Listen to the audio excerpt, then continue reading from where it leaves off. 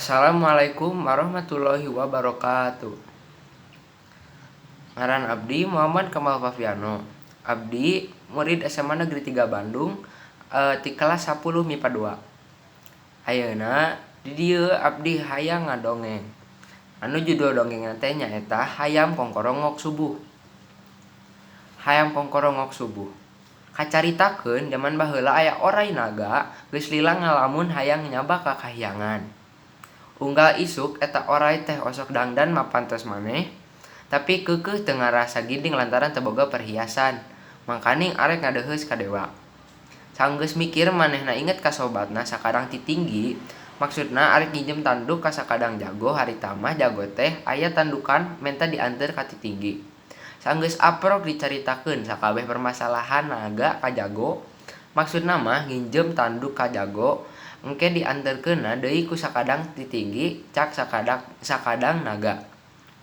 Hayam jago teu nembalan lantaran apa jahat jeung licikna naga. Lila-lila naga ngarayu, jago oge merekeun tandukna ka sakadang naga. Ceuk naga ka jago, engke tandukna dibalikeun deui dianterkeun ku ti tinggi samemeh balebat. Lamun balebat can balik wae bisi kaula poho ngawangkong jeung dewa. Anjeun mere tanda weh, kongkorongok sing tarik. Geus kitu mah jung weh naga. Jeung ti tinggi teh arindit isukna samemeh balebat, hayam jago kongkorongok satakerna. Sakali dua kali ti tinggi teu datang wae terus jago teh kongkorongok sababaraha kali deui. Tapi tetep ti tinggi teh teu dating keneh bae. Nepi ka braina beurang ti tinggi teu datang-datang. Keun sugan cenah peuting engke pok hayam teh. Tapi waleh ditungguan nepi ka subuh ti tinggi teu datang keneh wae. Pohara ambekna hayam jago nepi ka nyancam lamun ti tinggi datang arek dipacok nepikeun ka paehna.